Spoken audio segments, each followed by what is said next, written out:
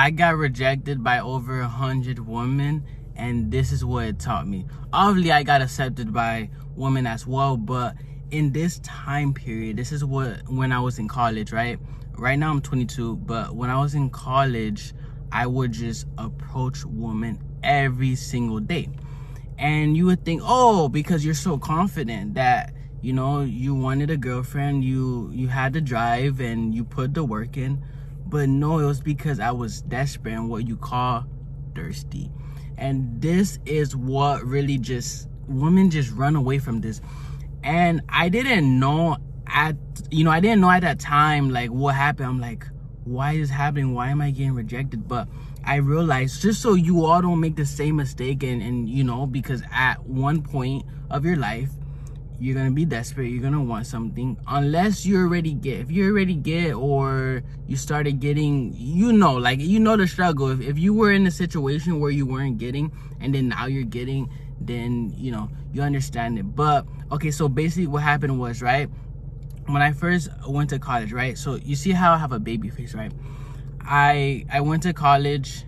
I'm like, wow, there's so many beautiful women. So I'm like, oh, I need a girlfriend right away.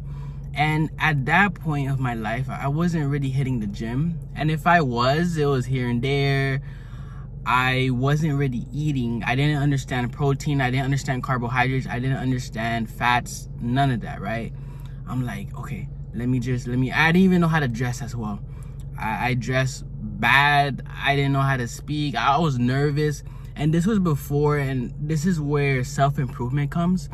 And you improving yourself, you working on how you speak and your personality. Because at the end of the day, if you have a good personality, and when I say good personality, like you're either funny, not even funny, but funny is a plus, but you have a leader, like you're that guy, right? Like, not little, like me, for example. I was nervous. I was like, excuse me, right? And you know, you can't be nervous, right? Unless you're 6'5", 6'7", you know, you may be able to get away with that.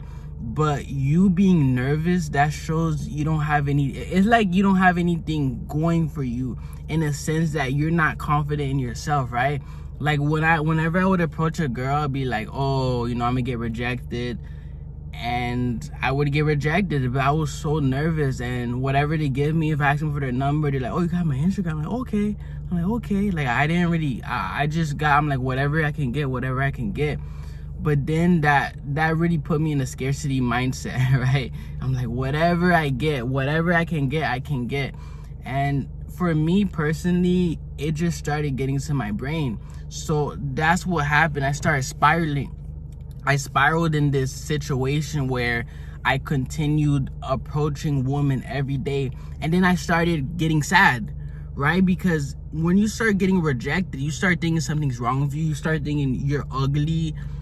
This is not for me. But if in that situation, when I was younger, like 18, 19, I always blamed everything except myself.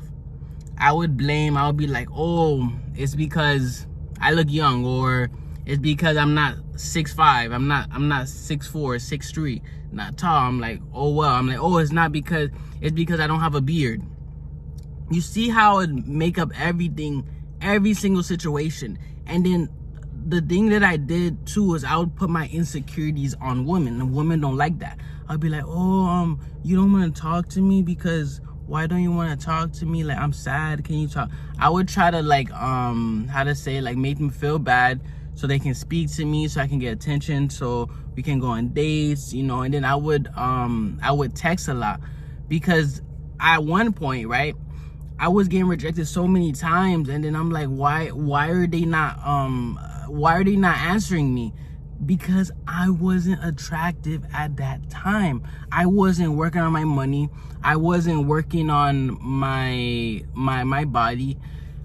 I was just studying, right? And everybody in college, they're studying, so you don't stand out. And just because you get a degree, just because you study, doesn't mean women's gonna want you, right? It starts with physical attraction. It doesn't start with your mindset, it doesn't start with your personality.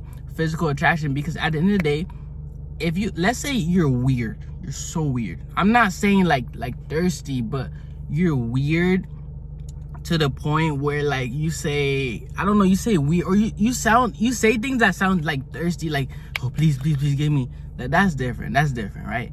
I think most of you all who are watching this video are normal people. You know, you speak normal. So when a girl is physically attracted to you, they would look over so many things. So let's say I said, oh, you're so hot, you're so pretty, right? They don't like if I keep complimenting them in that same, you know, situation, that first conversation. But since I look so good to them, they will still give me their number, and they will still possibly go out. Only if your test game is on point. If your test game is not on point, obviously they're not gonna go out with you. But they have to be really attractive, because you know it's hard, because the women will flake. I don't care who you are, you're Chad, Tyrone, 6'8", women will always flake on you, or they'll always try you, they'll always test you, they'll do so many things. And just in my opinion, don't do what I do. Don't just go approaching women every single day. You can approach a few a week, right? And find whatever girl, or you can do dating apps. I haven't had success currently right now, just at the recording of this video, is obviously because I have to work on myself more, and I look a little bit younger, and I actually got banned from Hinge. So I'm not just I'm not like, oh, I'm making this up, oh, I'm making excuses. No, I'm done with that, right? I'm done making excuses. But I got banned from Hinge. The woman reported me for being under 18, which I'm not under 18. I'm 22 years old. So, you know, obviously I'm waiting for my body, for me to grow a little bit older, you know, and everything, so that doesn't happen to me. But if you see you're doing something excessively, like me, I was approaching women excessively, that means you have to sit back, take a break, see what's happening internally, right? It's probably because you don't see yourself as that person, or you're sad, or you have insecurities. You know, don't put your insecurities on other people that you barely know, right? If you have a close friend, a brother, or someone that you speak to, yes, you can tell them, and you could work on that, or work with a therapist. But don't tell girls that you just met your insecurities, because they're quick to judge, because they're trying to say who's weird and who's not, because they have so many women, they have so many men in their DMs, they have so many men in their messages, so many men looking at them in public. Especially the more better they look, the more attractive they look, because guys, they're very attractive in general to physical attraction. So the more prettier the girl is, the more